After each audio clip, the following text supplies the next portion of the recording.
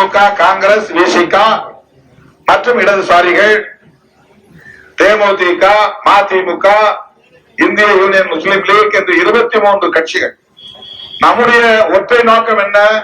அரசமைப்பு சட்டத்தில் சொல்லப்படுகிற மதச்சார்பின்மையை பாதுகாக்க வேண்டும் என்பதுதான்.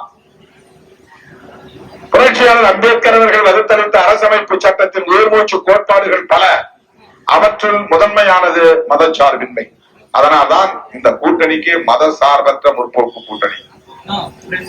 இந்த கூட்டணியின் பெயரே ஒரு கோட்பாட்டை தாங்கி இருக்கிறது, அடிப்படை கோட்பாட்டை தாங்கி இருக்கிறது, அரசமைப்பு சட்டம் முன்மொழியக்கூடிய கோட்பாட்டை தாங்கி இருக்கிறது. தொலைநோக்கு பார்வையோடு சூட்டப்பட்டுள்ள பெயர் இந்த பெயர். இந்த கூட்டணியில் விடுதலை சிறுத்தைகள் இவ்வளவு உடம்புப்பிடியாக இருப்பதற்கு இதுவும் ஒரு காரணம். புரட்சியாளர் அம்பேத்கர் அவர்களின் கொள்கையை, கோட்பாட்டை, மதச்சார்பின்மை என்கிற கோட்பாட்டை பாதுகாக்க வேண்டும் என்பதுதான். புரட்சியாளர் அம்பேத்கர் அவர்கள் அரசமைப்பு சட்டத்தில் சகோதரத்துவத்தை வலியுறுத்துகிறார். நாம சாதிகளால் பிரிந்து கிடந்தாலும் சகோதரர்களாக வாழ்வோம் என்பதுதான் சகோதரத்துவத்தின் அடிப்படை கோட்பாடு.